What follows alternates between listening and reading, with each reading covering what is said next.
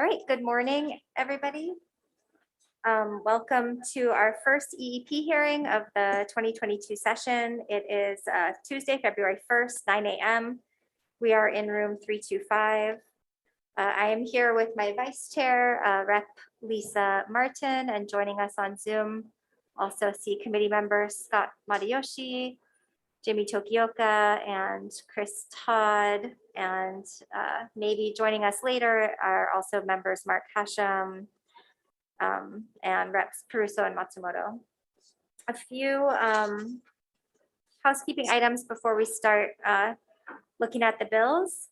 First of all, I'm not imposing a time limit for the time being, but when we have longer agendas, we may do that in the future just to make sure we get through everything on time. But we do ask that people, be concise and, don't go on for too long. Because morning hearings must adjourn prior to the noon floor session. If not all testifiers have the opportunity, we do have your written testimony and we will look at it. Please keep yourself muted and your video off while you're waiting to testify and after your testimony is complete. The Zoom chat function will allow you to chat only with technical staff. So only you use the chat if you have technical issues. If you're just making comments, nobody will see them. If you're unexpectedly disconnected, you can try to rejoin. And if you're disconnected while giving testimony, if time permits, we'll try to get back to you if you're having technical difficulties. But the House can't be responsible for bad internet connections on the testifier side, unfortunately. If we do have a network failure on our end, we may have to reschedule a hearing or reschedule a meeting for decision making. And in that case, we will post appropriate notice. When you're on Zoom, please avoid using any trademarked or copyrighted images. And please refrain from profanity or uncivil behavior. If you do, then we may remove you from the Zoom at our discretion. So great. All right. Those are the guidelines, and we'll go ahead and just jump right in. First up on the agenda, we have House Bill 1800 relating to climate mitigation. This is establishing new carbon emission limit goals and directing the State Energy Office to conduct a study to determine our pathways to decarbonization. And first up, we have the Department of Health.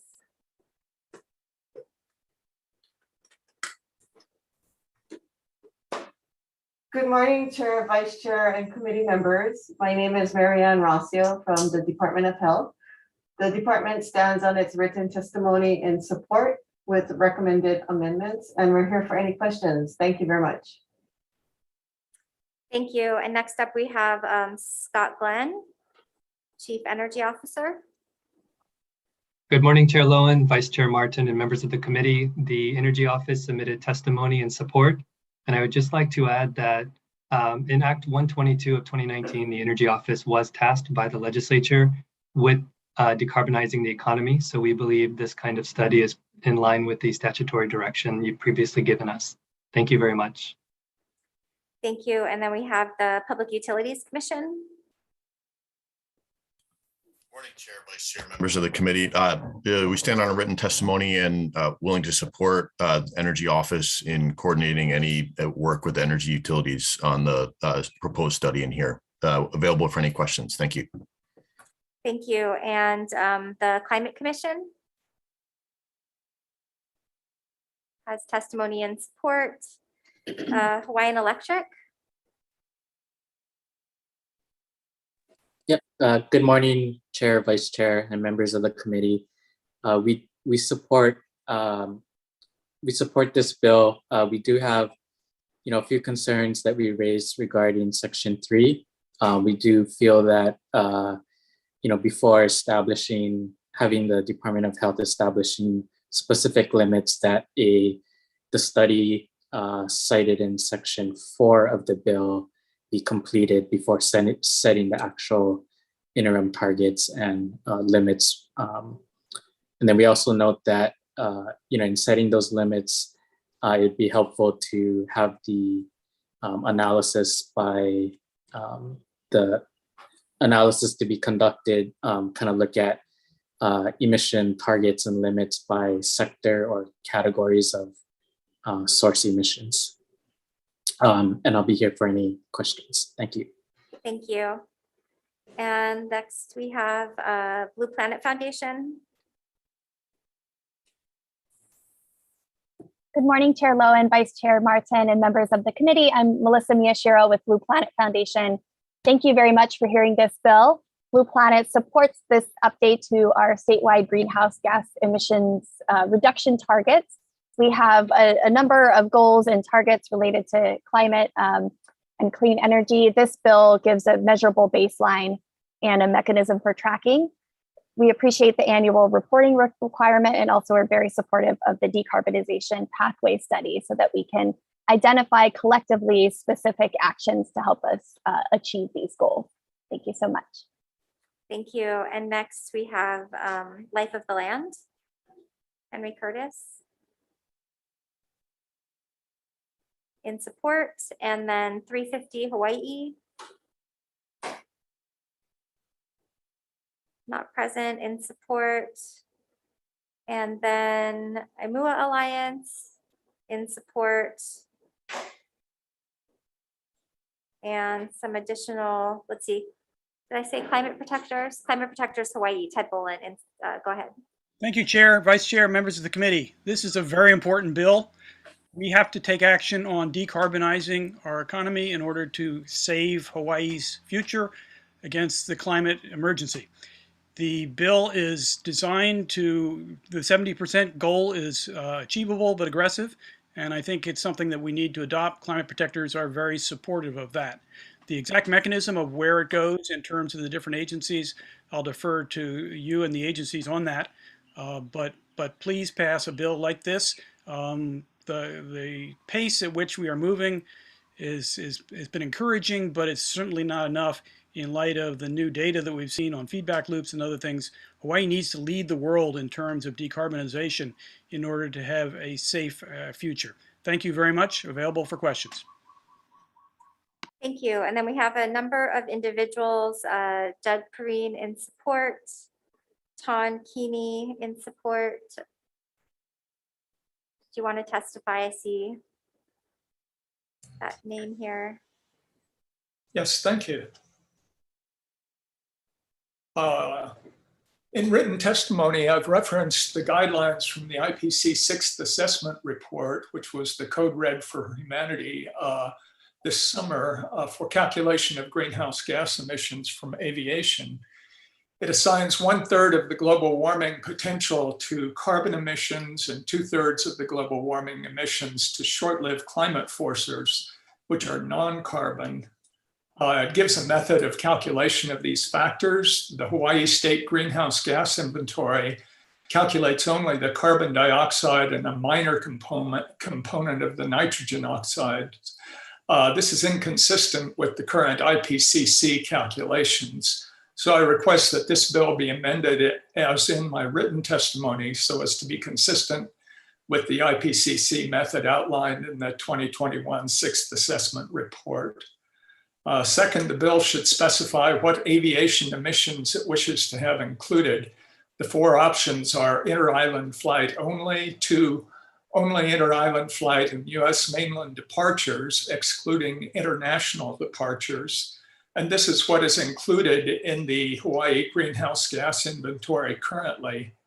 Inter-island flight plus all departures, including international and US mainland departures, and 4, all aviation, meaning all arrivals and departures. And this means counting the entirety of a round trip rather than only half of a round trip as is currently done. Without specifying this, the Energy Office will default to the current counting of only inter-island and US mainland departures, I would suspect. Thank you. Thank you. And next we have Anthony Orozco, an individual in opposition. We have John Kawamoto in support. And Dylan Ramos in support. And Lois Crozer in support. Is there anyone else here who wants to testify on this measure? If not, members, any questions? Anyone I on have a question Zoom? for the State Energy Office. Go ahead. So I'm noticing here, I'm seeing a HECO release about 70% carbon reduction by 2030. I mean, and HECO is definitely a piece of the puzzle. I'm wondering though, if we have a zero emission goal by 2045, why we're doing 70% by 2030? Is that along the natural progression of things, or would you feel like that's a acceleration? Or I mean, it's hard for me to understand why, if we have the 2045 goal, we need another 2030 goal. Thank you, Representative. The 2045 goal is a net negative goal, right? To sequester more than we emit by 2045. But the other language in there, the operable language, is the as quickly as practicable, which doesn't have a hard target to it. It's more of as things become available, as we understand them, research them, and understand them to help guide the actions we take. The decarbonization study can help shape that.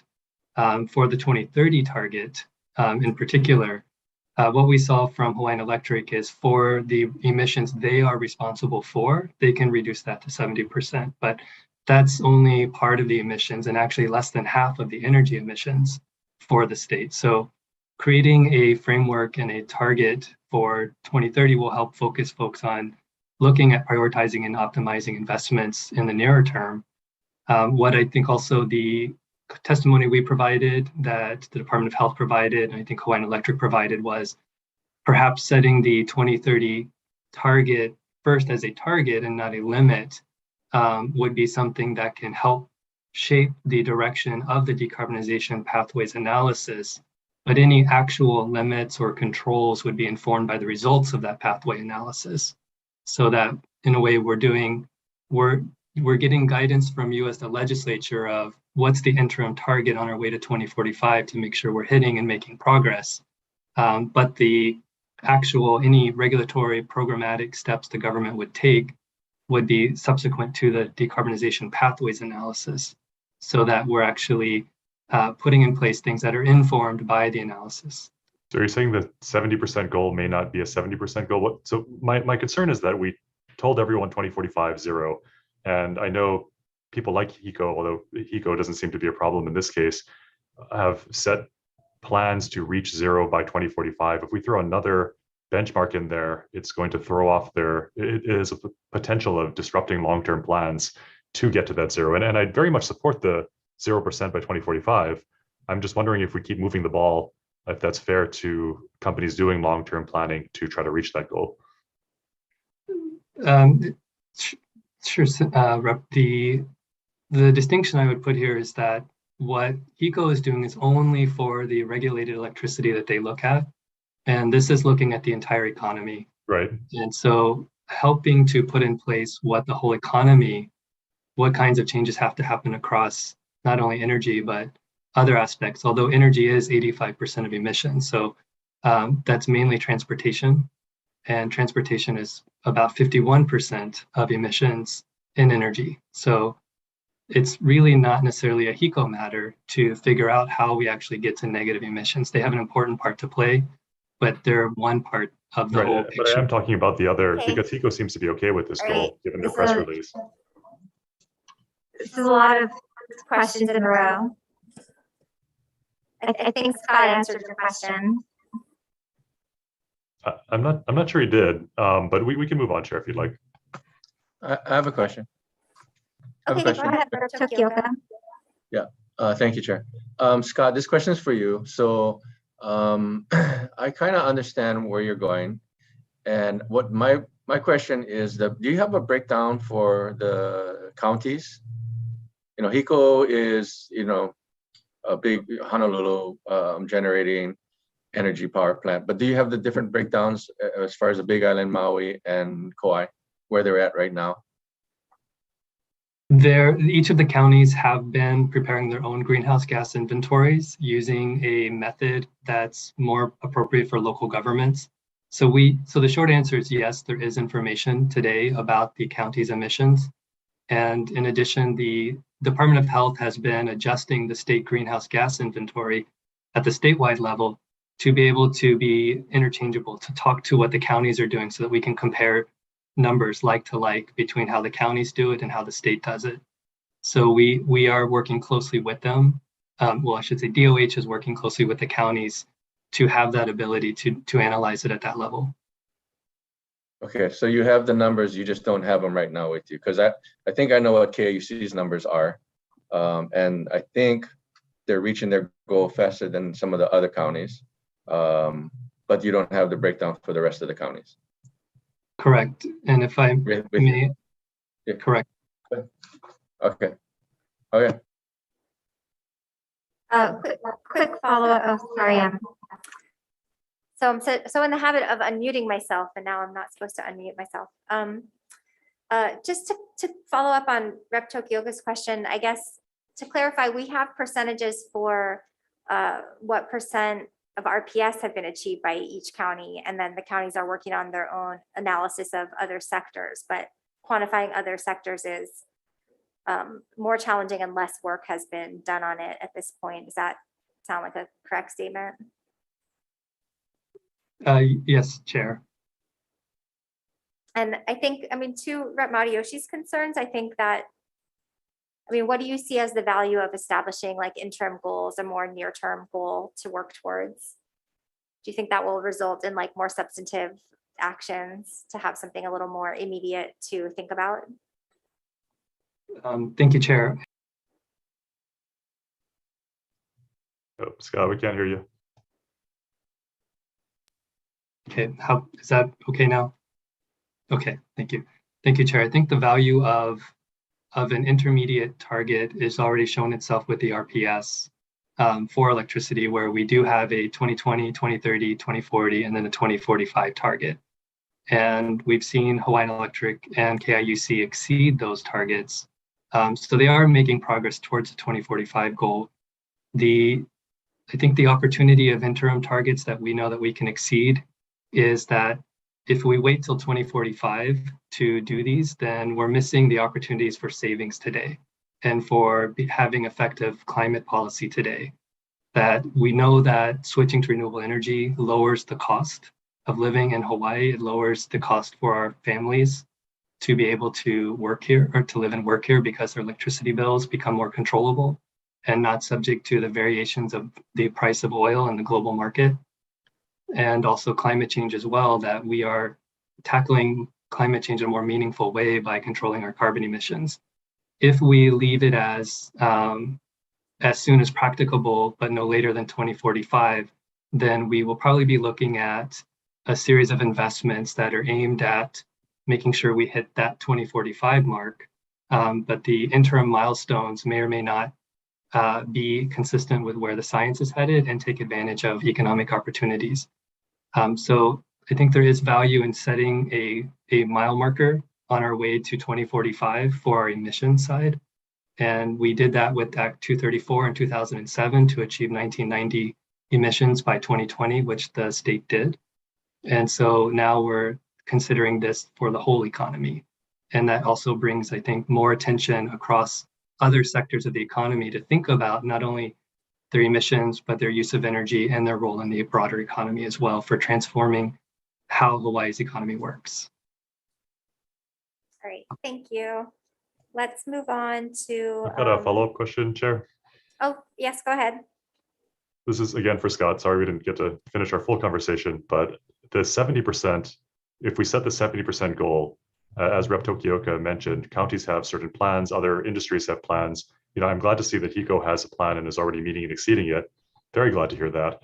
Do you think that other industries or the counties are going to have to change their plans based on the 2045 goal if we put the 70% goal in by 2030?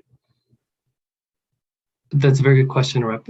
The counties right now, I think, are looking at putting in place plans that accelerate their transitions. And based on this bill or just generally? Already, just generally. Okay. So I think they're looking to run, and this would help them with running. Okay, so they are already taking into consideration meeting the 70% goal by 2030. I would not say expressly taking the 70% goal by 2030 as something they are expressly considering. They are looking at how to accelerate their transition across their economies that they're responsible for. And the 70% is more in line with where the global science says we need reduction goals. But having this in place would also support the counties with their efforts to try to move more quickly in their transition, knowing that there's a state target that they're working to meet, Okay, and thank for you. us to support them. Thank you. Okay, thanks, guys. And your concerns are noted, Rep. Mariyoshi. We just do have a lot of other bills on the agenda. So moving on to House Bill 1522. This is requiring the PUC to develop an estimated social cost of carbon for that to be applied to the IRP process by public utilities and or by electric and gas utilities. And then for that to also be factored into new infrastructure and CIP expenditures by the state. And let's see, first up, we have DCCA Consumer Advocate. Aloha and good morning, Chair Lowen, Vice Chair Martin, and members of the committee, and happy Lunar New Year. You have our written testimony offering comments available for questions, if any. Thank you. Thank you. And the Attorney General with comments. Morning, Lori Tanigawa, Deputy Attorney General. The department submitted its written comments, which we appreciate the committee's consideration of, and I'm available should there be any questions. Thank you. Thank you. And the Public Utilities Commission. Chair Griffin. Yep, we stand on our written testimony and support available for any questions. Thank you. Thank you. And University of Hawaii with comments. And then we have Hawaiian Electric.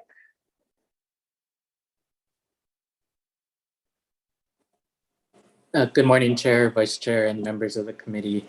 We did note a few concerns with the bill.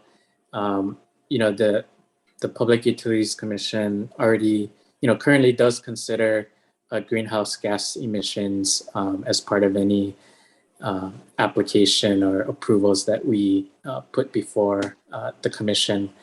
And specifically, the PUC has put into place performance-based regulation, which does, already incentivize us to accelerate our renewable transition, which in effect will reduce carbon emissions significantly. On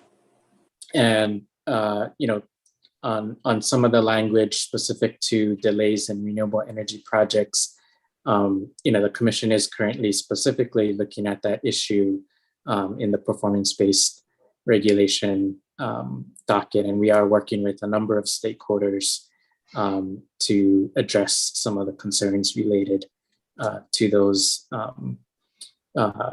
delays in projects. And I'll be here for any questions. Thank you. Thank you. And then Life of the Land with comments. Amua Alliance in support. And Anthony Orozco in opposition, and then Douglas Preen in support. Is there anyone else here to testify on this? If not, members, questions? Yeah, I have a question for the PUC if they're here. Go ahead. Sure, Representative. Yeah. So I'm a little confused with this bill. It says to take in the social cost of carbon, and it looks like we're trying to put a dollar figure on this. Does that mean, in your interpretation of it, that when making decisions on what to build, who to go with, bids and things, and so on and so forth, that actual dollar amount should be calculated into the total cost of the project? Is that what we're doing here? I think here's how I would interpret the implementation here, because it's specific to, I think there's a section there talking about the integrated resource planning process. So these are long-range plans that the utility puts out to meet those the long-term goals of the state. And the key assumptions in there are the future cost of renewable projects, but also the future cost of fossil fuels. And so the social cost of carbon would be added on top of any generation coming from fossil fuels. And so I think what would happen in effect is pulling forward some of the renewable investment to displace the higher cost fossil fuel when you add in the social cost. that But make just adding an actual dollar amount to these projects in order to project which one is best for the state?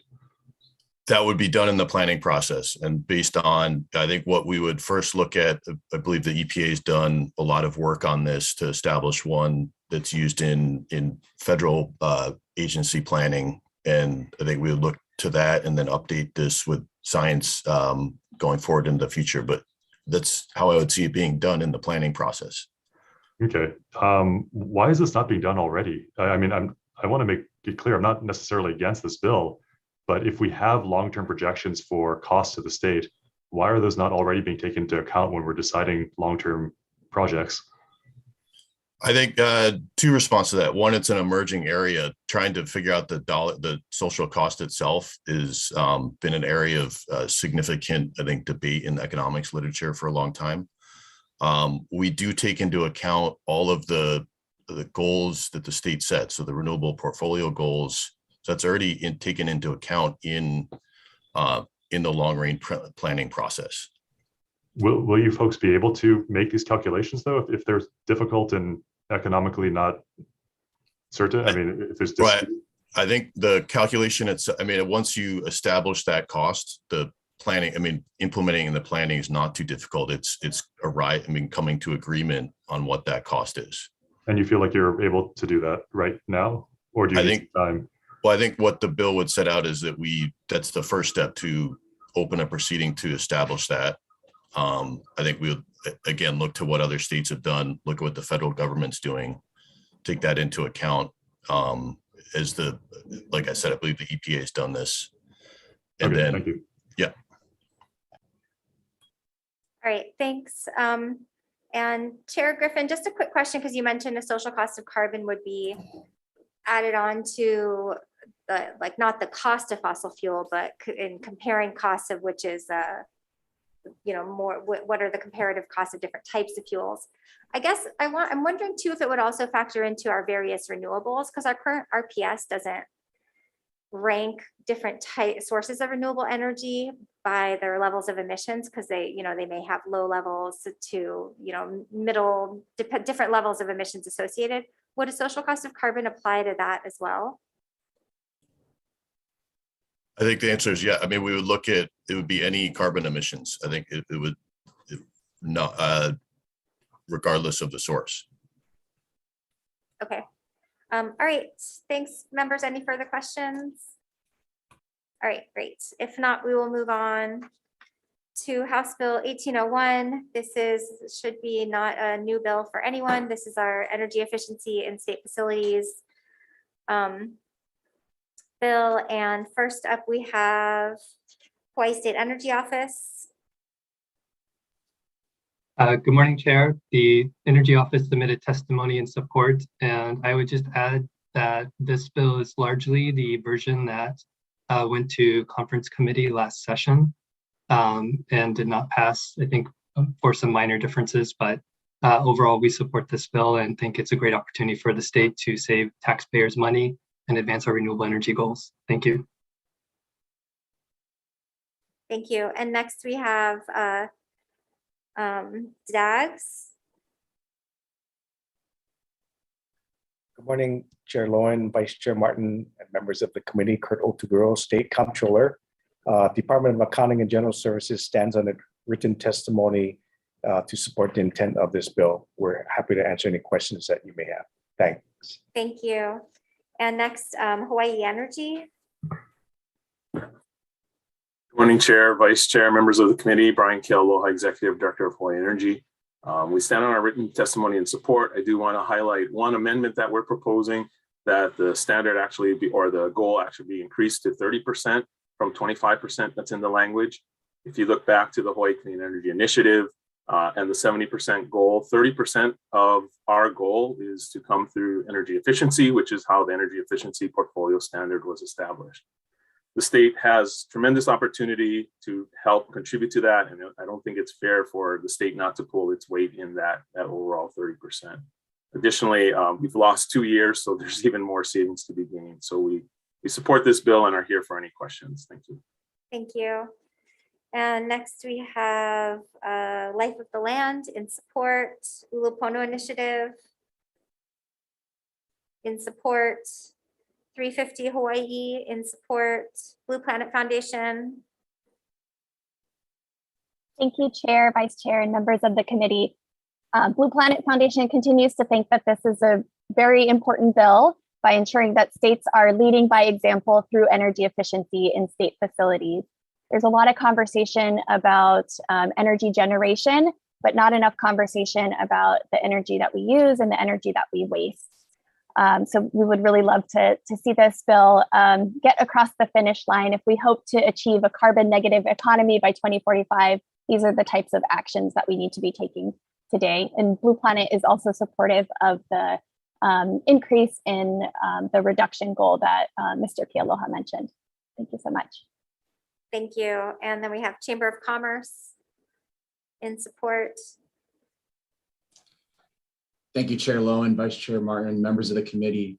Chamber of Commerce Hawaii supports HB 1801. We believe by the state taking the lead and leading by example for the business community, we support that in reducing our greenhouse gas emissions and carbon. So Chamber supports and happy to answer any questions. Thank you. Then we have Climate Protectors Hawaii, Ted Bolin. Thank you, Chair, Vice Chair, members of the committee. This is a great opportunity for the state to lead by example and to save money for its taxpayers. I also particularly like the section of the bill that calls for a reduced carbon footprint in planning. That's not in some of these other bills, and that's a good way to proceed. I would strongly support the bill for the Climate Protectors Hawaii. Also would be in support of a 30% reduction goal as outlined a moment ago. Thank you for the opportunity to testify, and I'm available to answer any questions. Thank you. And then we have Johnson Controls in support. And then Doug Perrine in support, Paul Bernstein, and Dylan in support, and Dylan Ramos in support. Is there anyone else here to testify on this measure? Oh, Paul, go ahead. Hi, thank you for the opportunity to speak. I'd just like to orally express my support and say that from an economist standpoint, energy efficiency also often comes up against market failures, and this bill would help correct a market failure and get the accounting straight so we could bring in more energy efficiency that's cost effective. Thank you. Thank you. Is there anyone else here to testify? If not, members, any questions? All right, great. If not, we will move on. Next on the agenda is House Bill 1521 relating to energy. This is requiring the PUC to open proceedings to consider low and moderate income rates, bill credits, or direct payments, or how these would interact with the idea of community benefits with the general intention of lessening the energy burden on low and moderate income customers. So first up, we have Public Utilities Commission, Chair Griffin. Thank you, Chair. Yeah, we stand on our written testimony in support. Also very open to taking direction through a resolution and can work with the committee on that as well. Thank you. Thank you. And then Dean Nishina, Consumer Advocate. Morning, Chair, Vice Chair, members of the committee. You have our written testimony in support of this measure, also offering additional considerations. And as Chair just mentioned, if the committee is open to any of those considerations, we're open to working with the committee or the commission. Thank you for the opportunity to testify. Available for questions, if any. Thank you. Thank you. And then Henry Curtis, Life of the Land in support. Micah Munokata Ulupono in support. Hawaiian Electric. Go ahead. Good morning, Chair Lowen, Vice Chair Martin, members of the committee. Peter Young, Director of Pricing at Hawaiian Electric. The company supports the intent of House Bill 1521. Our testimony notes that there are efforts under PUC review that address these issues. The company also expects that these regulatory reviews will include considerations of sources of funding for any relief to be established, including utility customers, energy project developers, taxpayers, and non-government organizations. We support the intent of House Bill 1521, and I'm available to answer questions. Thank you. Thank you. Blue Planet Foundation. Thank you, Chair. Blue Planet will stand on its written testimony in support. Thank you. And then we have one individual, Regina Gregory, offering comments. Is there anyone else here to testify on this measure? All right, if not, members, any questions? I have some questions for consumer advocate, Dean Nishina. Do you want to just, I guess, explain what some of your suggestions are from your testimony? Because I know that this is, you work on this a lot, and there are a lot of consideration of this in ongoing proceedings. So do you think that this is the best approach, or do you have a different suggestion?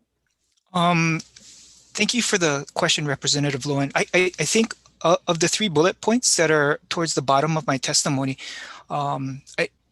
if the committee is interested, I certainly support the notion of including some language that basically requires the commission to consider equity and fairness issues in any relevant proceeding. That recommendation is somewhat related to if the measure as currently drafted passes, we could open a docket and there could be, some consideration of that. But these are ongoing issues, right? So I think it makes sense, similar to how, say, 269.6 includes a recommendation, not recommendation, a requirement for the commission to consider, say, greenhouse gases and other matters.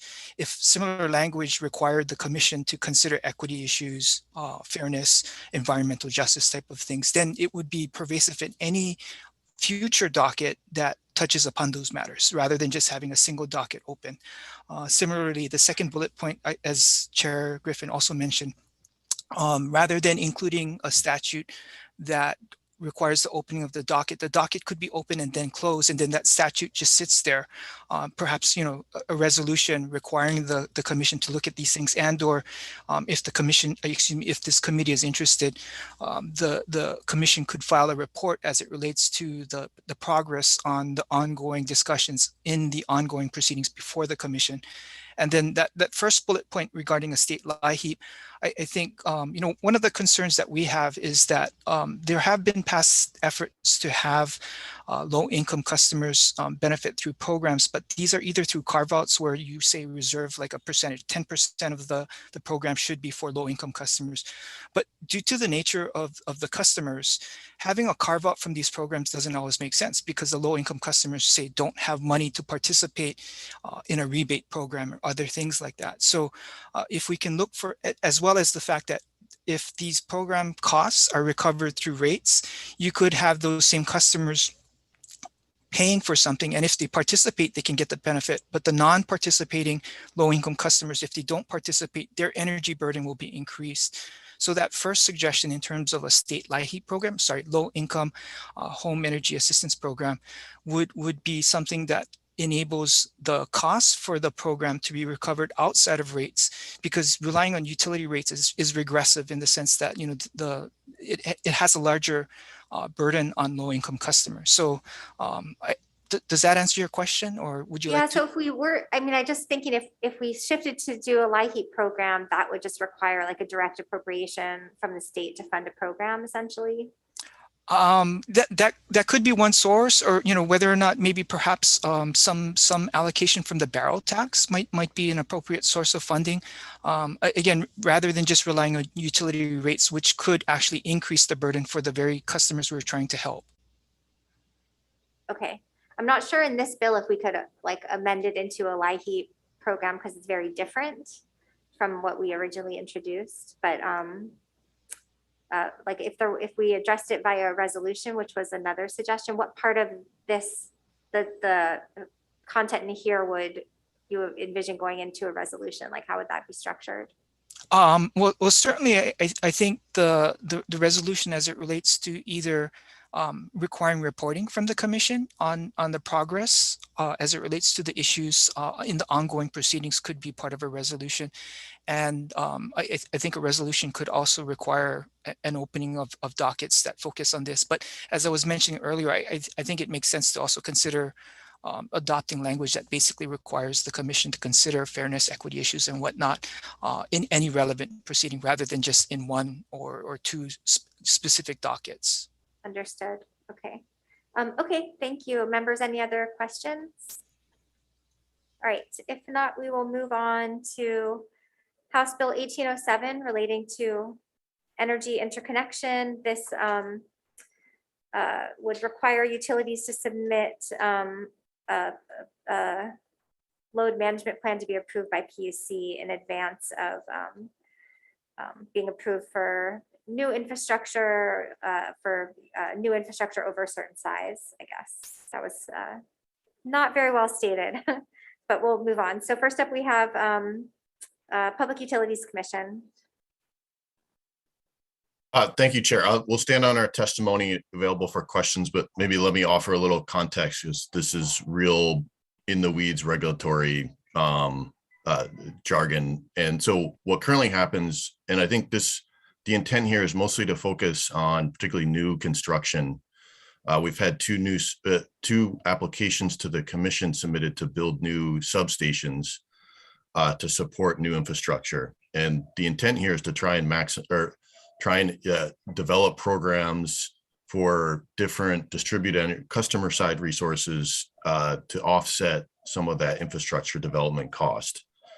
And that's a long-term process that needs to get weaved into the architectural plans of the new development, as well as the other infrastructure. And so the way the process works now, utility comes in to request approval to build the substation and submits their estimated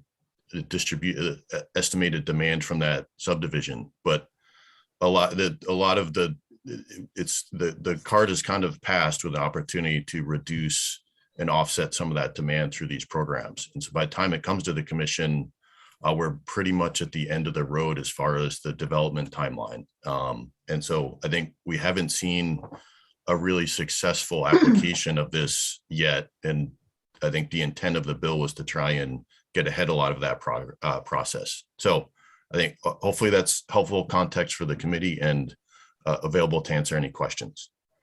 Great, thank you. And next, Consumer Advocate Dean Sheena. Good morning, Chair, Vice Chair, members of the committee. You have our testimony offering comments on this measure, although there is, I think, one minor recommended modification to the bill to correct the typographical error. If you have any questions, I'm available. Thank you. Thank you. State Energy Office with comments. Aloha, Chair. You have our testimony. The Energy Office stands on its written comments. Thank you. And then Hawaiian Electric. Good morning, Chair, Vice Chair, and members of the committee.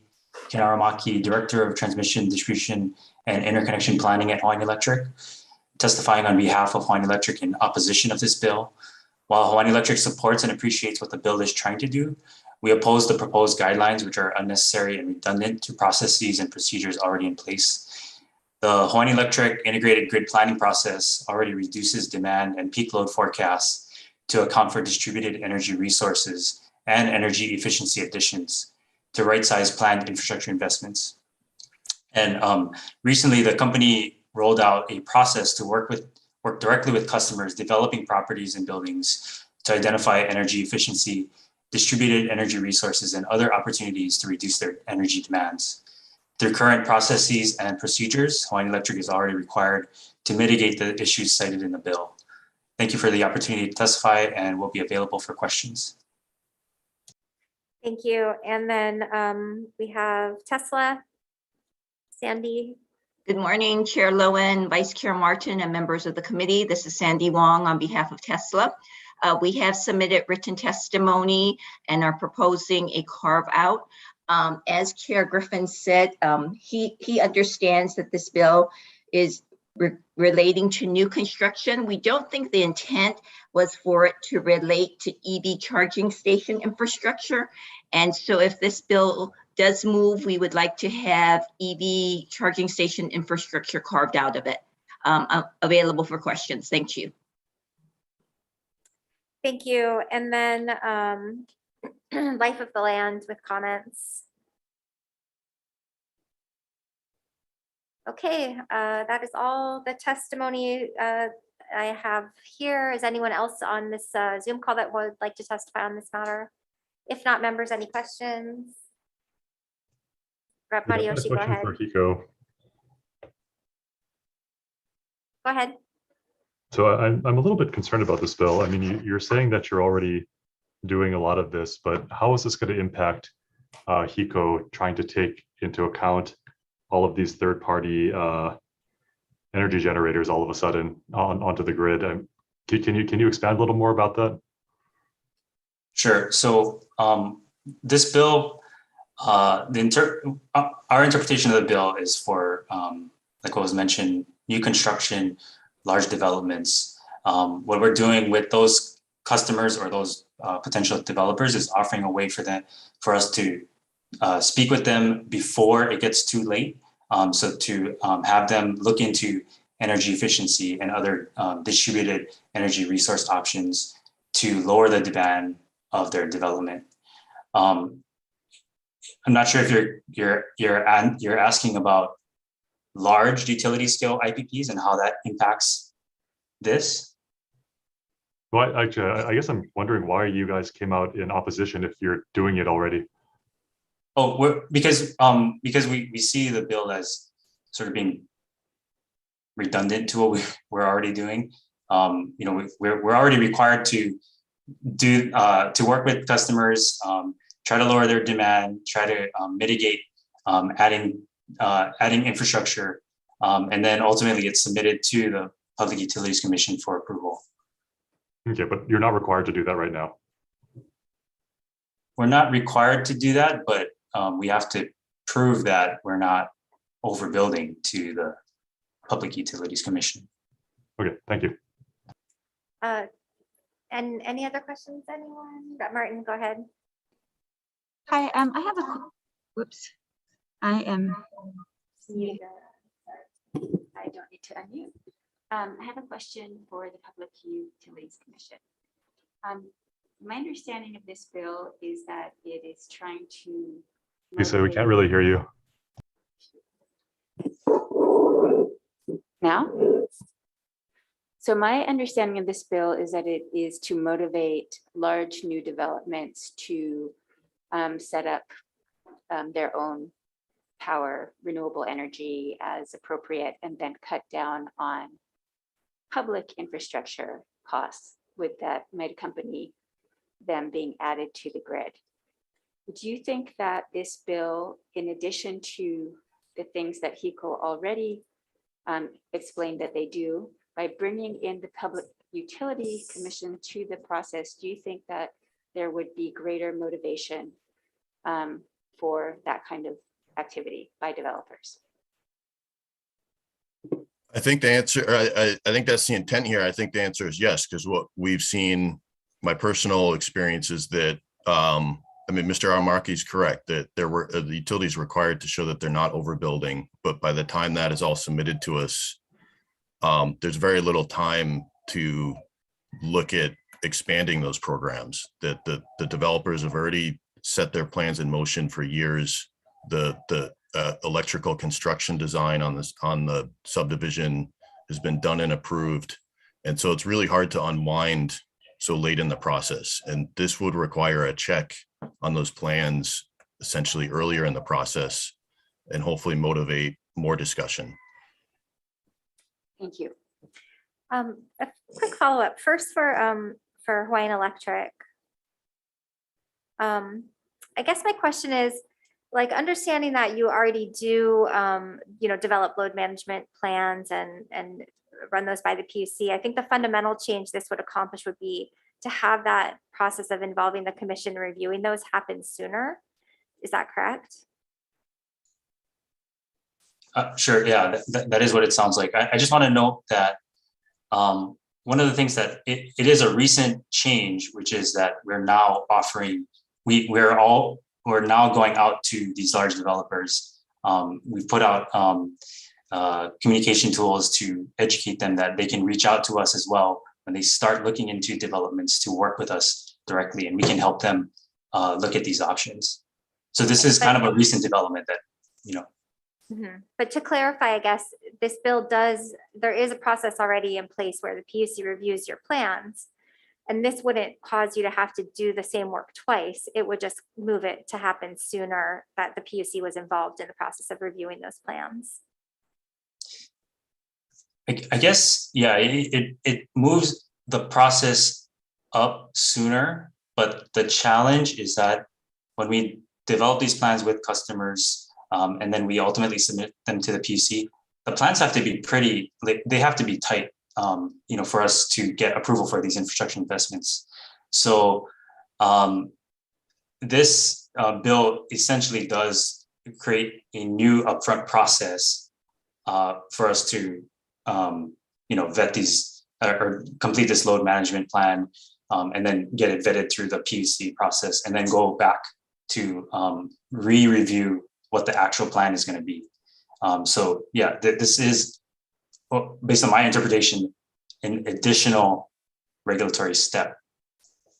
And it would involve review of the commission at a time where there's more ability to be flexible about what those plans are.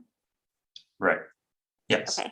All right. Thanks. And then for Commissioner Griffin, I guess for like recent substation approvals that have come through the PUC, like how many have included non-wires alternatives, or when you look at those approvals, do you think that if this process had been in place, the outcomes would have been different in terms of the amount of, energy efficiency or customer-sided resources that were built into these projects up front?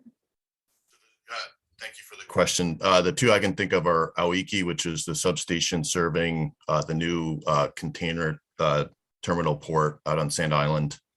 And then more recently, the new substation built for the Ho'opili subdivision. So I think for Aoiki, as Ken was saying, this is an emerging practice in the whole industry.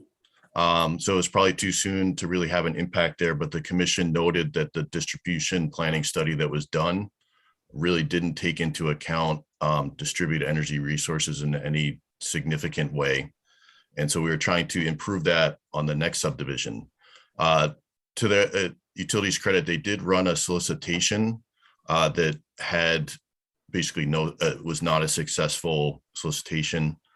And I think there was a lot of concern over the terms of that at the time. So I think there was an attempt, but by the time those plans are, the Ho'opili subdivision is already under construction by the time the substation submitted to us. And so again, very little opportunity to try and see what other alternatives could be integrated into those homes, into the commercial space. And so I think this would, again, have further review earlier in the process. And I think if it works well, by the time the actual capital construction project is submitted to us, we'd have more confidence and be able to review that quicker if we felt like it had gotten the first pass and that the plans that were submitted then had been followed, if that makes sense. So it is an additional check, but hopefully if you do well on the first check, the second one can go quicker. Got it. All right. Thank you. Any further questions, members? All right. If not, we will move on to House Bill 1595. This is our annual wheeling bill. First up, we have Public Utilities Commission.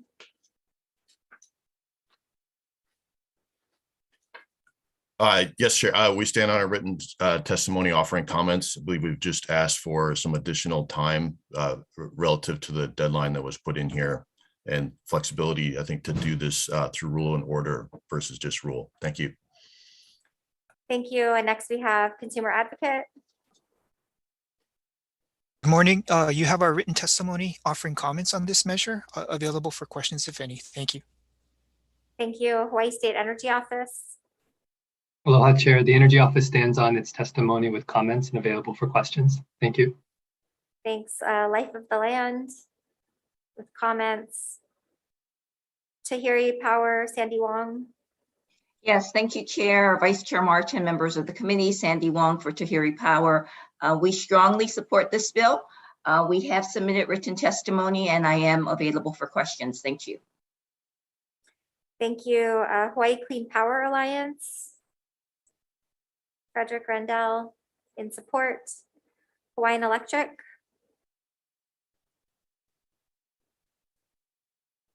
Thank you, Chair, members of the committee. James Abraham on behalf of Hawaiian Electric. As noted in our written testimony, wheeling is both operationally and economically complex, especially on an isolated island grid such as we have in Hawaii. Hawaiian Electric currently has some wheeling types of concepts built into some of our programs that we offer or are under consideration by the PUC. And these programs have been designed to try to meet the delicate balance of equity and the other key principles that we've noted in our written testimony. However, Hawaiian Electric has concerns about this bill as currently drafted because it may not take into consideration these important principles, and in the end, it may hinder progress toward this renewable energy future in Hawaii. Thank you. Thank you. And then Blue Planet Foundation. Thank you, Chair. We'll stand on our testimony in support of this bill. Thanks. And Doug Perrine, individual in support. Is there anyone else here to testify on this? If not, members, any questions? All right, if not, we'll move on to House Bill 1524. This is amending the definition of petroleum product to mean any product derived from distillation of crude oil. And first up, we have Hawaii Public Utilities Commission. Hi, Chair. For our testimony and support, and I think we tried to provide some additional background information on how we think this could be an additional tool to address an unfortunate circumstance we've had in 2 or 3 requests to amend fuel supply agreements with 2 utilities and a independent power producer. Thank you. Thank you. Hawaii State Energy Office. Aloha, Chair. Thank you. The Energy Office testified in support, and in addition to the points the Public Utilities Commission just made, the Energy Office is concerned about energy security and energy resilience. And during this time that Chair Griffin referred to, we were especially concerned about energy supply to the other islands besides Oahu, which depend on the activities that were under question with fuel supply. Thank you. Thank you. And Henry Curtis, Life of the Land in support. And Douglas Perrine, individual in support. Is there anyone else here to testify on this? Chair Lowen, are we doing HB 1637? No, we're on HB 1524. Okay, thank you. Sorry. Sure. If not, members, any questions? Okay, no questions. I think we can move on. And if anyone's wondering what this is about, there's some good explanation in some of the testimony submitted. So next we have HB 1637. This is a bill that was drafted in response to the situation that happened recently at the county level. And so this bill attempts to address it by prohibiting real property tax on land or improvements used for production or storage of renewable energy, and then it would allow an in lieu fee in place of that. However, even before hearing testimony, I just want to mention we did get concerns about the constitutionality of this from the Attorney General, so we will be amending it accordingly to address those concerns. But we'll go ahead to testimony. So we'll start with the Attorney General. Good morning, Chair, members of the committee, Deputy Attorney General Patrick Kelly. We did submit comments on the constitutionality of this bill, and I'm available for any questions. Thank you. Thank you. And Public Utilities Commission. Yes, thank you, Chair. You have our testimony offering comments and available for any questions, and we can continue to dialogue with the stakeholders here as well as the committee on finding a resolution here. Thank you. Thank you. And Dean Nishina, Consumer Advocate, DCCA. Thank you. You have our written testimony in support of this measure and available to work with the Commission or anybody else on this measure. Thank you. Thank you. Scott Glenn, Hawaii State Energy Office. Thank you, Chair. You have our testimony in support, and we are ready to work with the committee, the Attorney General's Department, and other stakeholders on any amendments to address this important issue. Thank you. And we have Hawaiian Electric, Rebecca Dehuff Matsushima. Hi, good morning, Chair, Vice Chair, and members of the committee. Hawaiian Electric is in support of this bill, but we did provide 2 suggested amendments in our testimony, and I'm here to answer any questions that you may have. Thank you. And we have Henry Curtis, Life of the Land in support, and Sandy Wong, Tahiri Power. Yes, thank you, Chair Lowen. I'm here on behalf of Tahiri Power. We have submitted written testimony in support. We are also offering a friendly amendment that would be aligned with HB 1595. I also am willing to work with any of the stakeholders, the commission, et cetera, and I'm available for questions. Thank you. Thank you. And then we have Hawaii Clean Power Alliance, Frederick Brendel with comments, Clearway Energy Group, Nicola Park.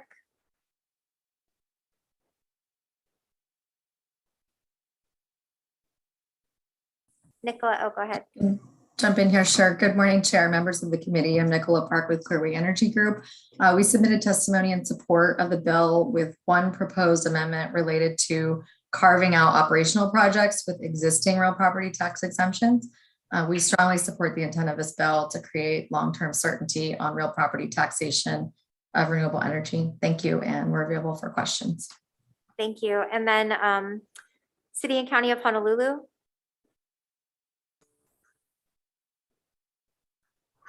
Hi, good morning. This is Stephen Zakar with the City and County of Honolulu. I guess we stand on our written testimony, and it's interesting to hear AG Deputy Patrick Kelly, and I'll go and see if I can review his testimony as well, because we do have a conflict as far as constitutional issues, and available for questions. Thank you. Thank you. Then we have KIUC in support, AES Clean Energy, Sandra Larson, testimony in support. We had Alice Lee, Maui County Council in opposition. And then Tax Foundation of Hawaii, Tom Yamachika. Thank you, Chair and members. Tom Yamachika from Tax Foundation for Hawaii. We do share the same concerns about constitutionality that the AG had. We do cite a specific case in our testimony. I'd be happy to answer any questions. And then Anthony Orozco, an individual, submitted testimony as well. Is there anyone else here to testify on this measure? All right, members, questions?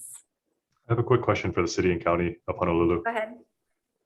Is it even possible to reduce taxes on a certain portion of a TMK? I was under the impression that a TMK would have to be taxed in its entirety. In this case, where there is a split or dual use, in certain situations, they have agriculture activity as well as solar production. So in this, we recently passed, or City Council recently passed Bill 39 that allows for an exemption to exist with regards to renewable energy production. Right, but could you not tax 20% of a TMK under this bill? Is that possible? Yeah, the way Bill 39 is written, it calls for 80% exemption. Anything more than that or full exemption would go through the council process as well. Okay, thank you. Rep. Tokioka, go ahead. Hi, thank you, Chair. Attorney General, can you explain, I'm having difficulties getting the testimony. So can you explain your concerns, constitutional concerns that you have about the bill? Yes, Representative, thank you for that question. The concerns that we have is Section 3 of Article 8 of the state constitution provides that the taxing power shall be reserved to the state, except so much thereof as may be delegated by the legislature to the political subdivisions, and except that all functions, powers, and duties relating to the taxation of real property shall be exercised exclusively by the counties, with the exception of the County of Kalawao.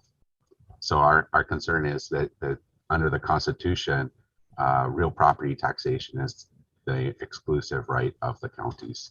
Right. And coming from the county, I agree with that. So did you make in your testimony, and I'm sorry, my printer's not working right now, so that's why I was going back and forth on the screen. Did you make any recommendations of how the bill could be fixed to accommodate the statute? Thank you, Representative. No, we didn't. We understand that that intent is to have some certainty. So from our perspective, we're looking at the legality of this. And so, frankly, I'm not an expert in the county process or the renewable energy. So I think that the parties that are involved in that may be able to come up with something that will address that concern. Thank you. So I don't see anyone else other than the person from the city and county of Honolulu. I'm sorry, I didn't get his name when he was on. Chair, can I ask a question of him? Stephen? Yeah, this is Stephen Takar. I'm the real property administrator for the city and county of Honolulu. Did you hear the question that I was asking the Attorney General's office? I'm sorry. Can you repeat it? So I asked him how he could. He had concerns about the constitutionality of the bill and how he could fix it. And he said he would defer to the counties for their understanding of how it could be fixed or not. Okay, I'll try and answer it in this way.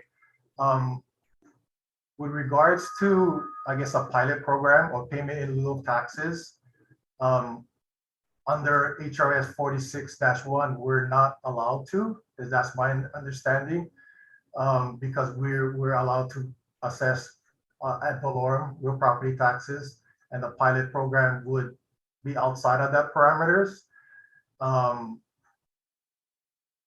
So we try to address it relating to Bill 39, which gave them the exemption at 80%, which basically equates to what they were paying prior to, I guess, the reclassification into the industrial class.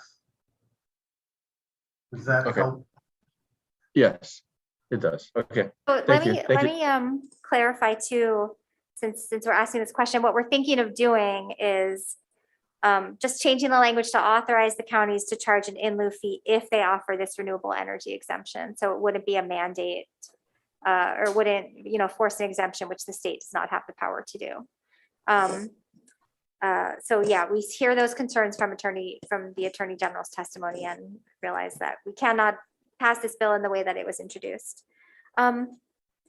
For Stephen, since you're already unmuted, has there been, I know you must be aware of kind of the chaos that the county's actions caused, and the fact that the real person who would pay the price for this would be ratepayers, right? All the people who pay electric bills to the utility in the city and county of Honolulu. And it's very challenging for a renewable energy project whose terms have already been negotiated and fixed under a PPA approved by the PUC to adapt to the kind of volatility that occurred when this property tax change happened. So, I hope you guys understand the purpose of this is now it's created a lot of uncertainty throughout the industry of even if Bill 39 addressed this issue, there's a lot of uncertainty among investors and for financing. And, could this happen in other counties? What could happen again? So, has there been discussion at city and county of how to kind of address the problem that was created? And, to be fair, I think inadvertently, but yeah, what has the discussion been?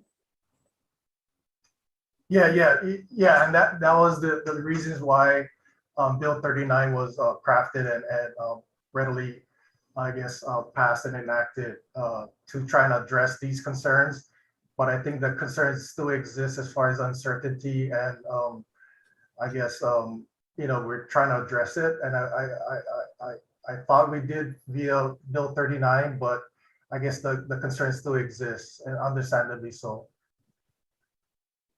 Do you think if we passed a bill to authorize the city and county to charge an in lieu fee in place of property taxes, that you might consider exercising that option? Yeah, at this point, we're still reviewing alternatives and options. You know, we'll definitely have our corporation counsel look at the options and work with the committee, see if something can be worked out, and obviously with the AG's office as well.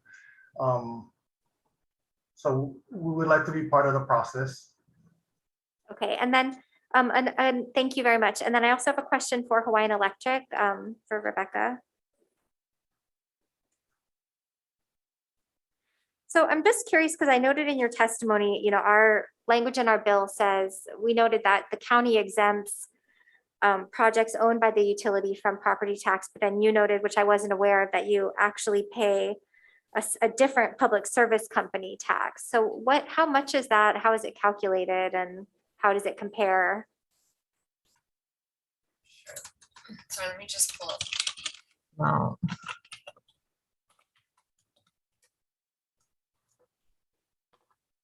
Sorry, I should have had that handy.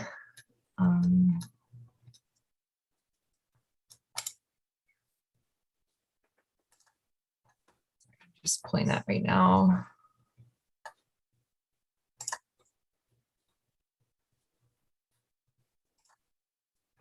So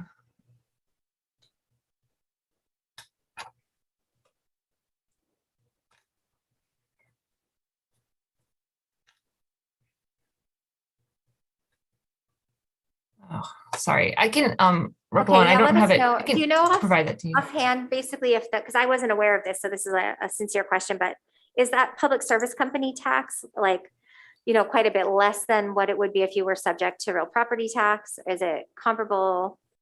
Like how does it compare? I believe it's comparable. I want to say, oh, sorry, here's the number. The tax rate is 5.885%. And so I guess it's comparable as a whole, but not what goes to the county. The company, so the tax to the state is of that 5.885% is 4%, and the county receives 1.885% monthly based on our gross utility revenue. So I'd have to go back, I guess, and compare our gross. We'd have to compare our gross utility revenues to the land we owned. I don't know that we've done that comparison, but I could check with our tax team. Okay, so that's a tax at the state level that goes, that a percent is given to the counties. Correct. Okay. And then, okay, that kind of answers that question. All right, members, any further questions? All right, thank you. If not, we'll move on to House Bill 1809. This is reinstating the renewable fuels tax credit in the version that existed in 2017. And first up to testify, we have DOTAX. Good morning, Chair, Vice Chair, members. Happy February. Josh Michaels on behalf of the Director of Tax. We'll stand on our testimony offering comments. Thanks very much. Thank you. We have the Hawaii State Energy Office. Chair, thank you. We stand on our testimony supporting this. Thank you. We have Department of Budget and Finance offering comments.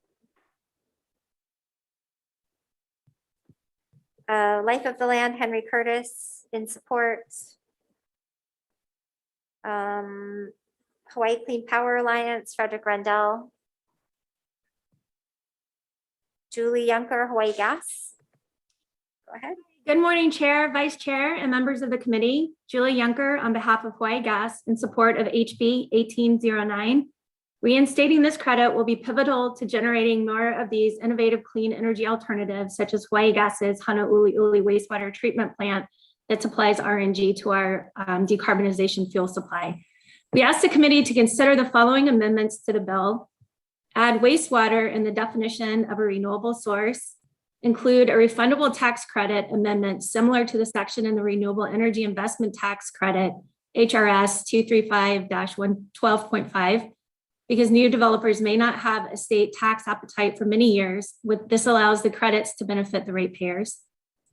And then increase the maximum cap per project in recognition of the large investments necessary to produce renewable fuels, and increase the state cap to encourage more producers to create the renewable fuel that will replace fossil fuels. Thank you for the opportunity to testify. Thank you. And Ted Bolin, Climate Protectors. I think I'm up for the next bill, or for 1805. Okay. All right. And Tax Foundation, Tom Yamachika. Thank you, Chair Tom Yamachika for Tax Foundation. We've submitted rather extensive written comments. We'll stand on those. Chair, if you want me to address the question that you had on the previous bill regarding public service company tax, I can comment on that if you'd like. Sure. It's a little unorthodox, but I'm curious, so go ahead. Yeah, the way the public service company tax works, there are two components to it. One is basically a replacement of the 4% tax, the GET. And then there's an increment that is between 1.885% and 4.2% that is directly levied by the counties to make up for the rights of way and things like that where that utilities commonly use, such as poles and underground conduits and stuff like that. So that's what that is. So the public service company tax is basically no different from the GET from a state perspective. Okay, that is helpful. Thank you. Okay, shifting gears back to renewable fuel tax credit. We have the pet food industry, Savan Kauhi in opposition, Doug Perrine in support, Bob King from Pacific Biodiesel Technologies in support, and then Paul Bernstein comments. Hi, aloha, Chair, members of the committee. Yes, I just have comments. I wonder, I guess my question is, it seems to me it would be much more efficient to have a statewide carbon tax rather than this bill. It'd be easy to implement, and it would provide, in fact, if the carbon tax were at a higher rate or the rate suggested in one of the bills, I believe in this committee, that it would impose a greater rate on fossil fuels or create a greater spread between fossil fuels and renewable fuels than this bill would. So to me, it would seem much more efficient to employ a carbon price. Thanks. Thank you. Is there anyone else here to testify on this? If not, members, any questions? Okay, quick question.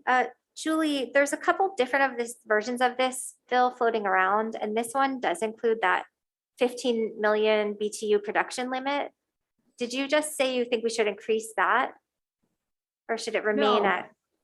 No, sorry, because I realized that was already increased, right? From the 2.5 billion to 15 billion, which this bill does. So we support that.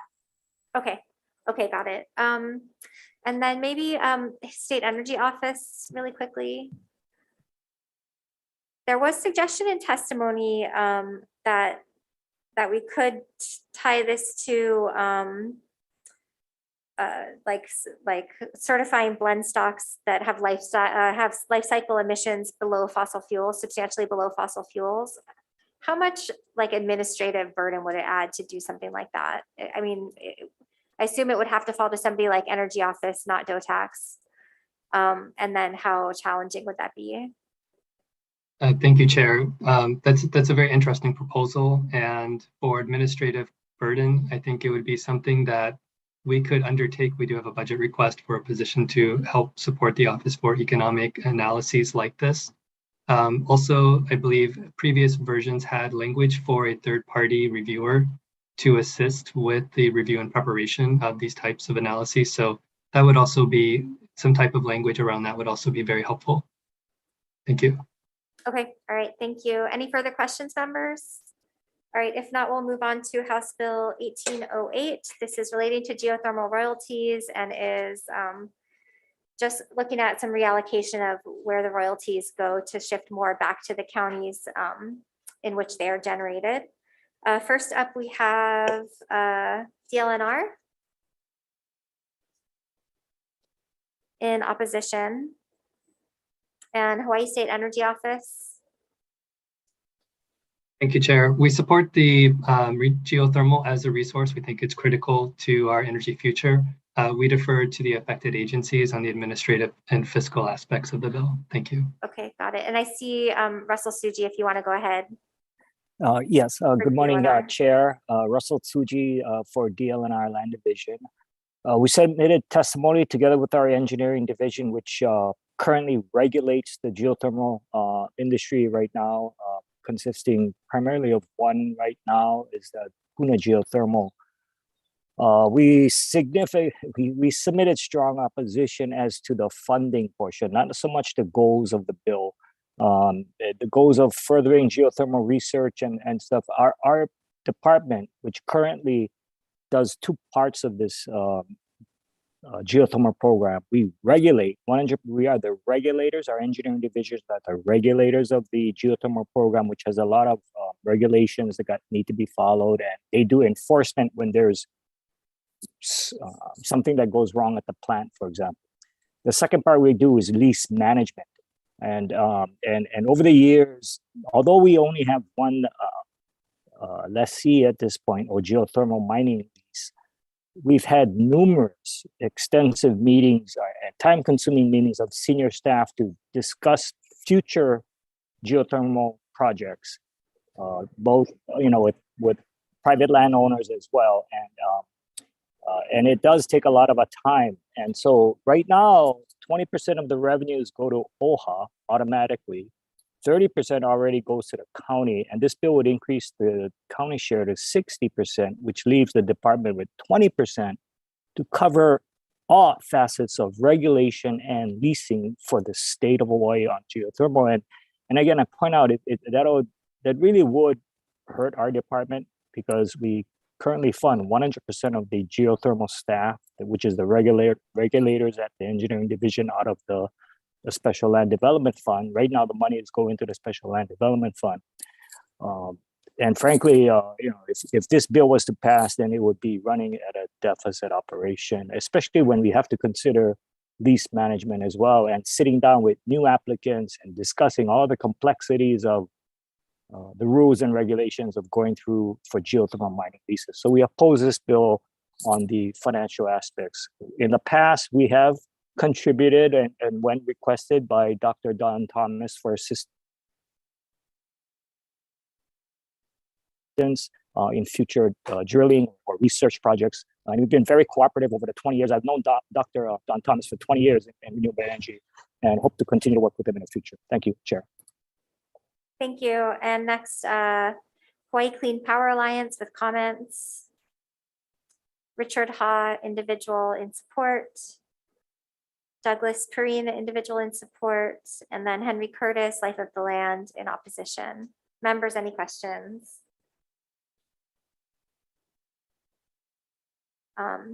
Okay, we'll move on just to keep. I'm sorry, Chair. I had a question. Okay, go ahead. Thank you. Mr. Suji. Yes, sir. You said that you have a lot of meetings with potential other users or clients? We have, yes.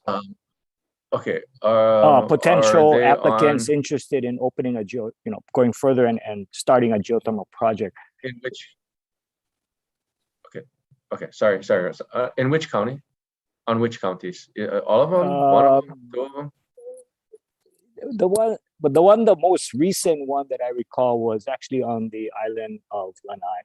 But at the end of the day, the owner decided it would not go forward after it looked at some of the hurdles that possibly have to go.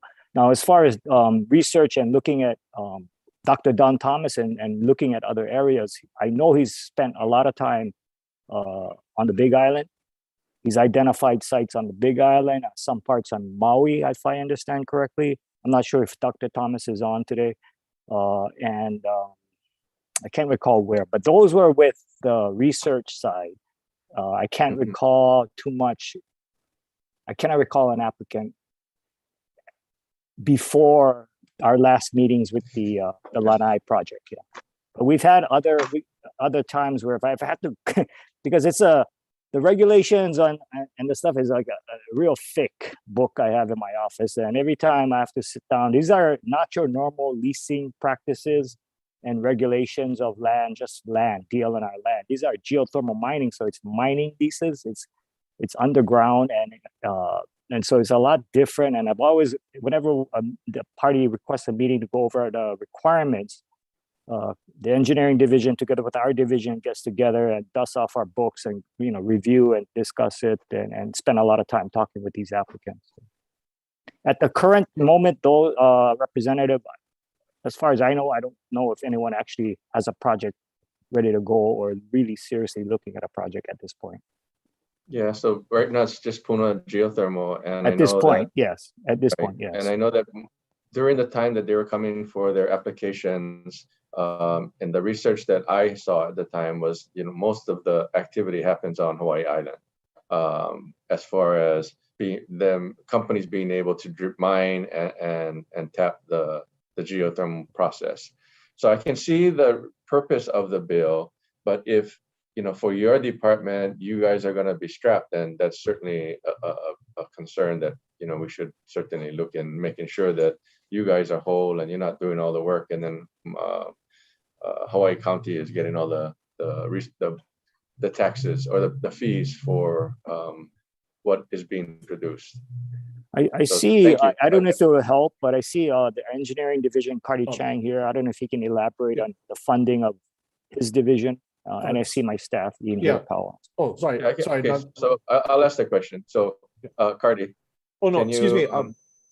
Sorry, not to interrupt, but my name is Ian Hirakawa with Land Division. I've just been informed, Cardi's been informing me that he can't unmute or turn on his camera. So there's a tech issue there, apparently. He can't join the meeting. Yeah, he's on, but.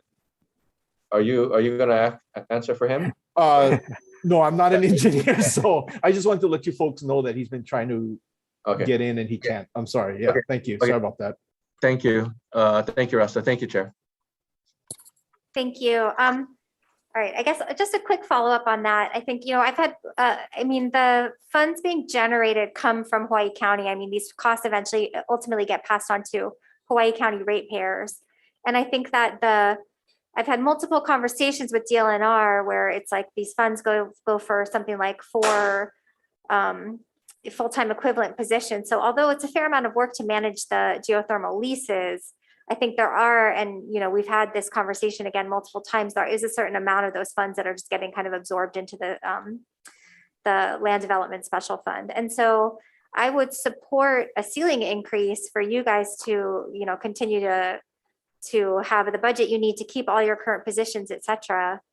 But I think making the claim that all the money that gets paid to the state from geothermal royalties gets spent on work that is done relating to geothermal is not, is pretty, I would like to, if you're making that claim, then I want to see all the documentation to support it, because I have sincere doubts. But I think, can I respond, Chair? Just to clarify. Really briefly, because we got to move on really briefly.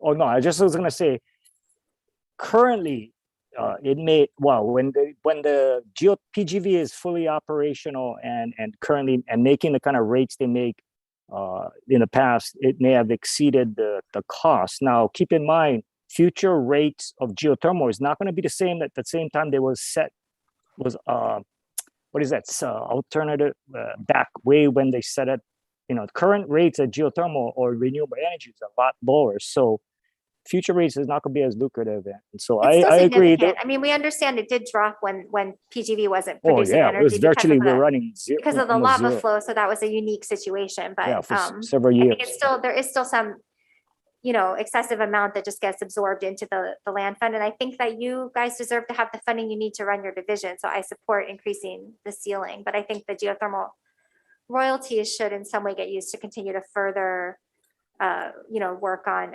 insofar as there's an excess amount of geothermal royalties then need to be expended for the work done with licensing and leasing and permitting the existing project, that we should look at and reinvesting those in a way that can move the conversation forward. And I note that Henry Curtis just logged on. I note his testimony in opposition was saying there's significant public concerns about geothermal. And I wonder if there's a way to, even if we gave some of those funds to the county where they could use them to, involve the public in a process to move this conversation forward. Because I think it's important that we start figuring out ways to see if we can overcome that obstacle, because we have this tremendous resource that's being underutilized. So that's I think my purpose in putting this bill in. Okay, we'll move on to House Bill 1805. Thank you, everyone. Relating to cesspools. This is a point of sale conversion requirement, goes along with the tax credit to help offset the cost. First up, we have Department of Taxation. Hi again, Chair, Vice Chair, members, Josh Michaels, Department of Tax. We'll stand on our testimony, offering comments. Thank you, Department of Health. Good morning, Chair Lowen, Vice Chair Martin, and committee members. Sina Fruiter with the Department of Health. The department stands on its written testimony and support. Thank you, Department of Budget and Finance. For today, I'm not going to check up my house to see if it's there. With comments, Life of the Land, Henry Curtis. In support. And I never use the screen, so. Ted Bolin.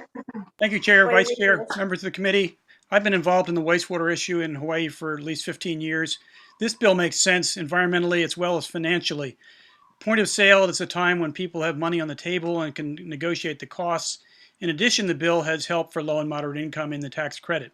I appreciate the support of several realtors on this bill in the testimony.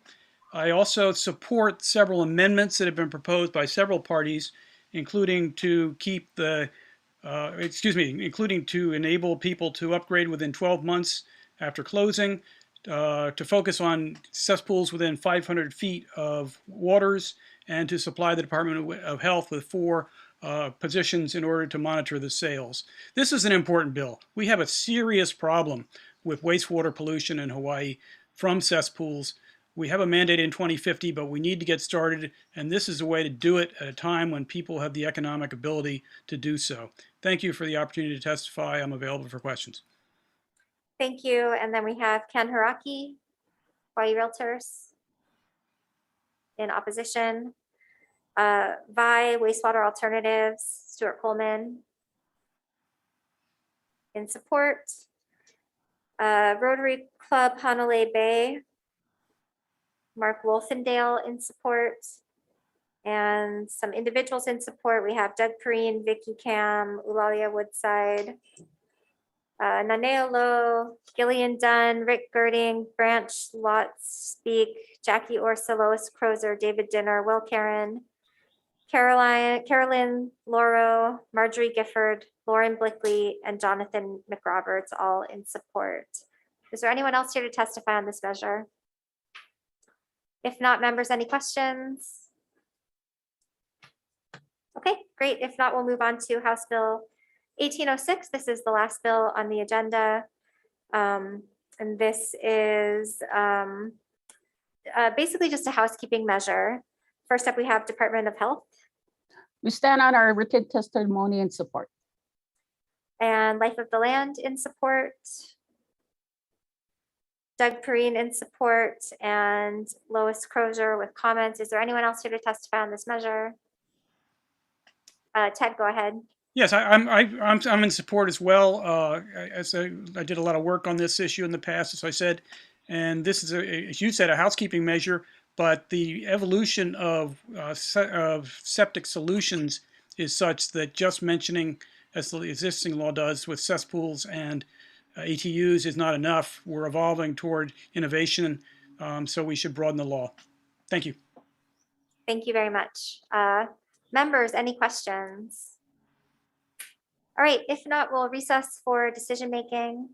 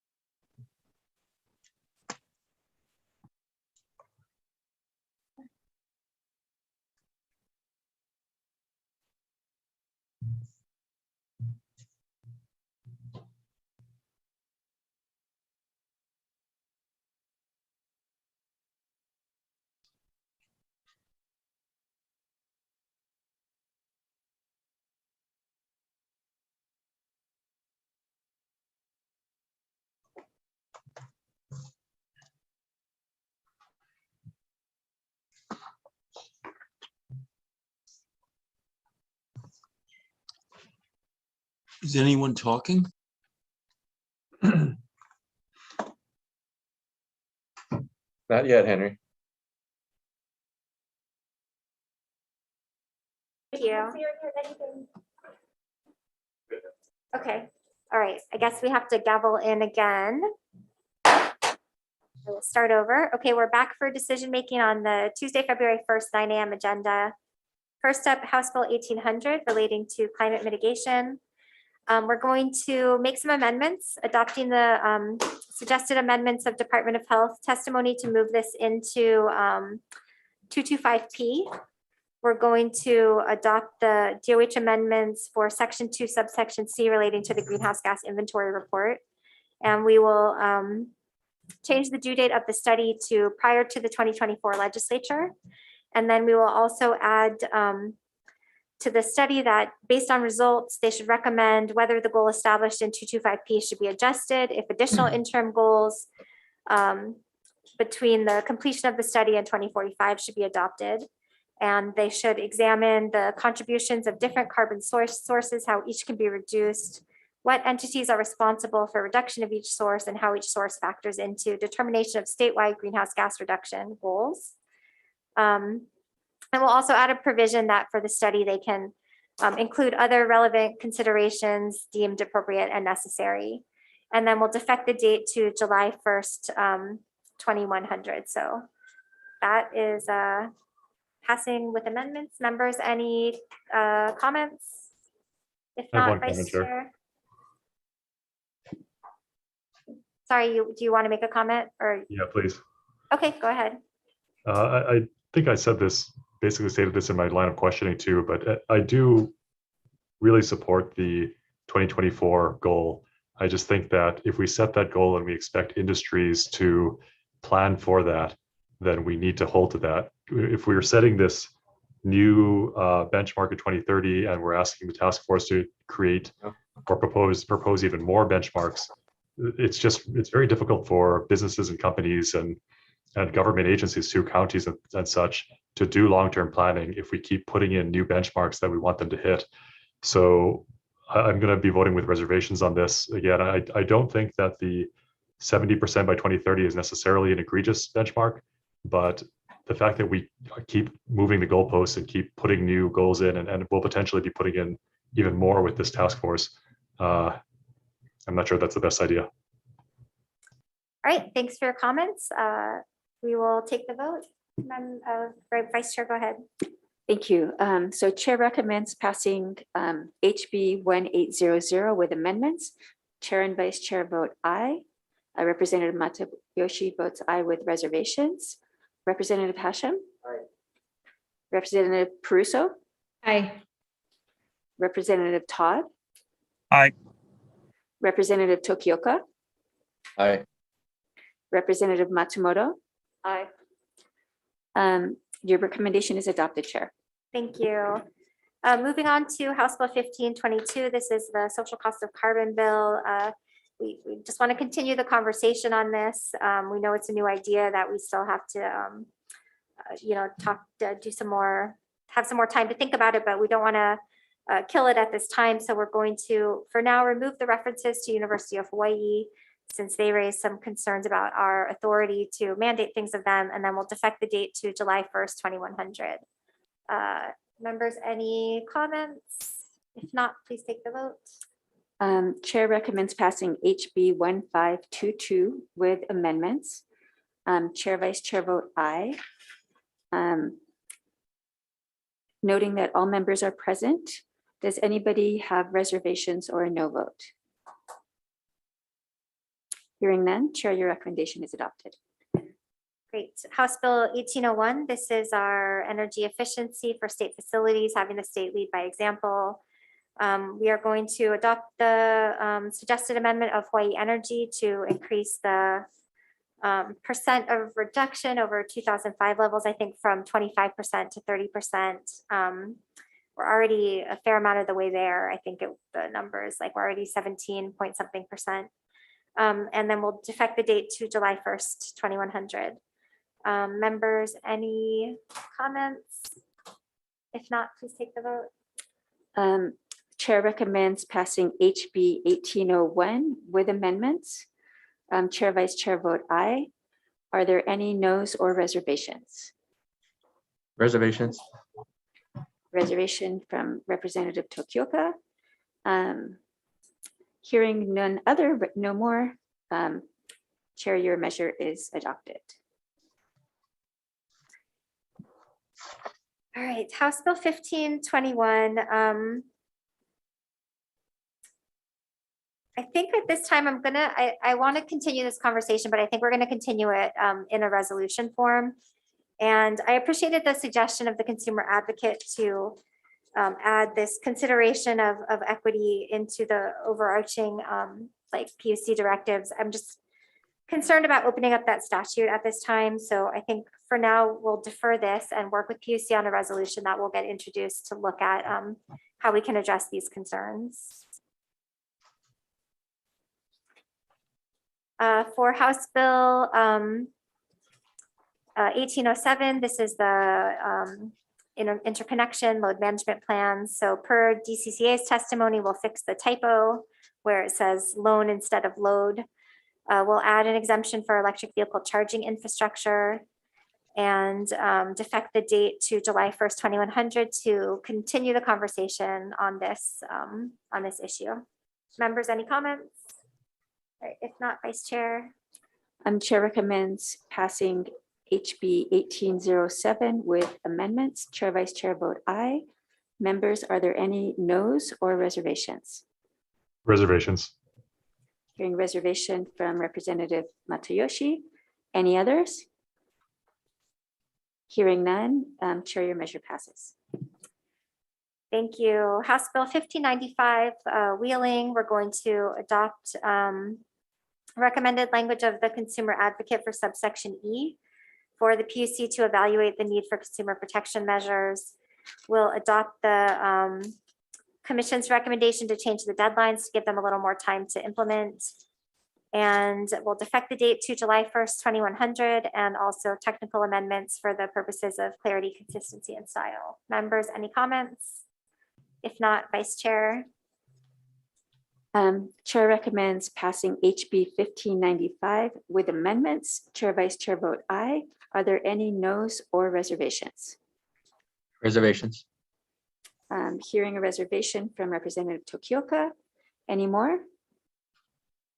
Hearing none, Chair, your measure passes. Thank you. And for House Bill 1524, I want to move this forward as is. Members, any comments? If not, Vice Chair. Chair recommends passing HB 1534 as is. 24. Oh.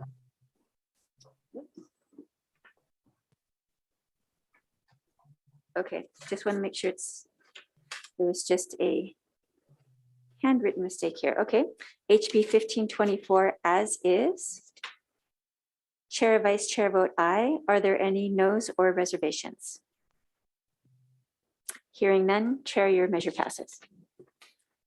Thanks. And then 1637, as I noted when we were discussing this bill in the hearing, I'm going to change this language to authorize the counties to charge an in lieu fee, which could be, a fee per megawatt of capacity, but that could be determined by each county. So we won't mandate the amount of the fee, but they would only be able to exercise this power if they also enact an exemption for renewable energy from real property tax.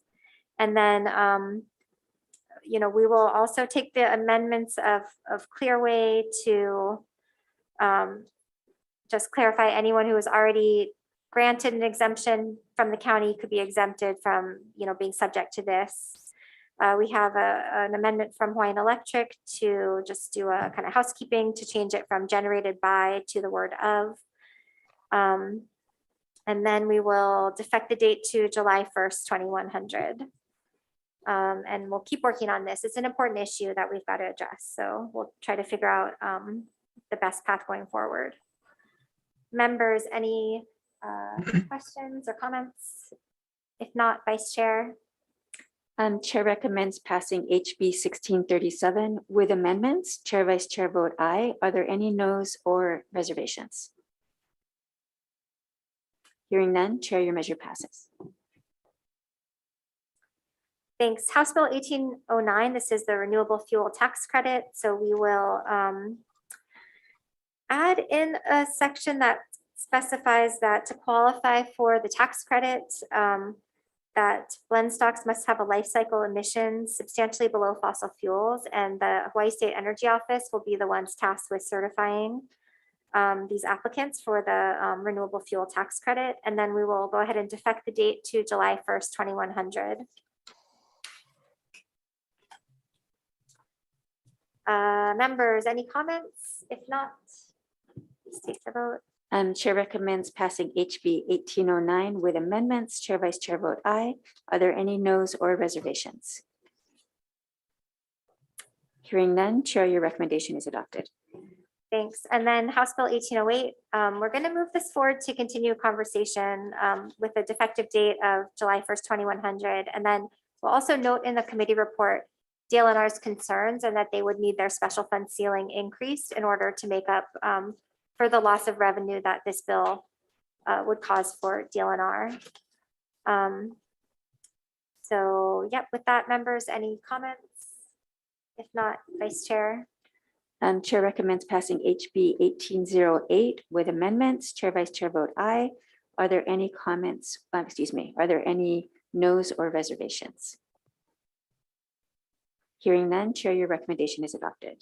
Okay, and for House Bill 1805, we have a number of amendments here. First, we'll take Department of Health suggestion to change the wording from department approved to director approved.